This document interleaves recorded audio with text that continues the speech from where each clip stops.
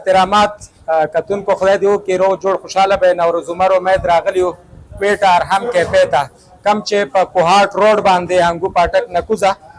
دلته د 13 کلونو نه خپل خدمات ترسره کوي د چایو کم چې د کویټه یو رواجي چای دی ورسره مختلفې پراټې په هغې کې آلو پراټه چکن پراټه ساده پراټه دا شانتې بېشماره ډېرې زیاتې پراټې دي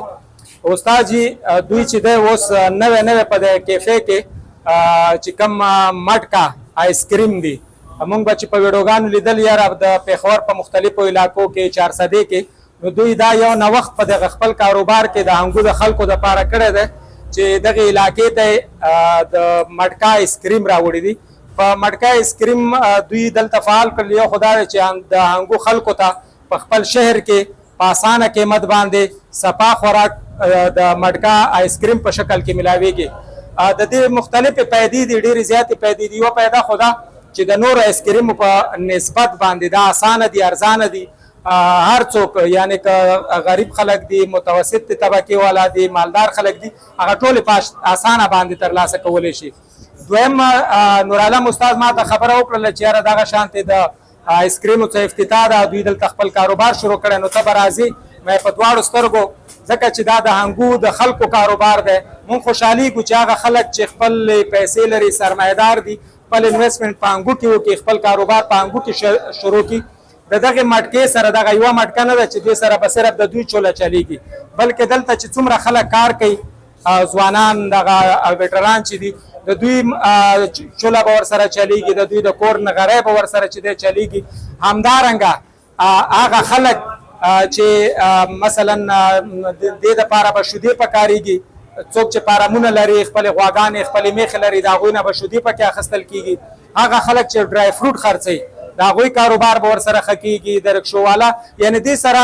نور هم د هنګو د خلکو ته د کار مواقع ډېرېږي نو زه ډېر زیات خوشحالېږم چې د هنګو خلک دلته چې د مختلف کاروبارونه راوړي یو وخت کې داسې خبرې به وي چې چېرته به مارکیټ جوړېده نو وی به چېره کاسمیټکس به راوړم زه به چې دی ورته ګارمنټس راوړم زه به چې دی ورته د چپلو کاروبار راوړم یعنې دغه 3 کاروبارونو باندې چې دی د هنګو د خلکو اوبو راسېل اوس د سوشل میډیا له برکته چې دی مختلف کارونه هنګو ته راوځي او دلته چې دی دغه کېږي نو د هنګوالو نه به مو دا خواست وي چې راشي د دغې مټکې نه خوند والي د دې مټکې ذایقه وګوري او چې دی د خپل په دغه ګرمۍ کې خپل وجود ته خپل ځان ته تازګي ورکړي یوه خبره خو دا ده چې دوی کې ډېر سوچه خوراکونه اچول کېږي د سوچه چینیو نه سوچه شیدو نه او سوچه ډرای فروټ پکې اچول کېږي صحت دپاره هم دا خواړه ښه وي په دې ګرمۍ کې د تازګۍ دپاره هم ډېر زیات ښه وي بل دا دی چې که کوم میلمانه راځي نو تیار په لار کې دي سړی میلمه هم ځان سره راکوز کړي چې یاره مطلب راځئ د هنګو دغه د مټکې چې کوم د کویټه ارحم کیفې یو پهچان به جوړېږي انشاءالله په وخت سره او دغه خلک به د هنګو ونه خوند اخلي نو زه ستاسو ډېره زیاته مننه کوم چې دغه شانتې مواقع د هنګو خلکو ته راوړي دي تاسو خپلې پیسې هم په هنګو کې چې د انویسټ کړي دي او ډېره مننه دغه خلکو روزګار در سره روان دی داسې هغه چې کم غیر مستقیم لکه د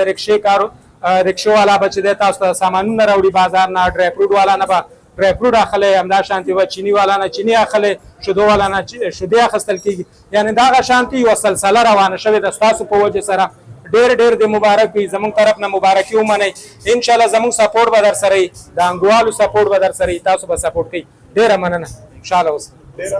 ډېره مهرباني روز عمر صاحب نه ډېره مننه ډېره شکریه یو جهان مننه موږ درته پوه خبره وړاندې کړه دا راغی ویډیو وکړله سیسټم یې برابر کړې او بس الله دې شي کې ورته خیر او برکت واچي والسلام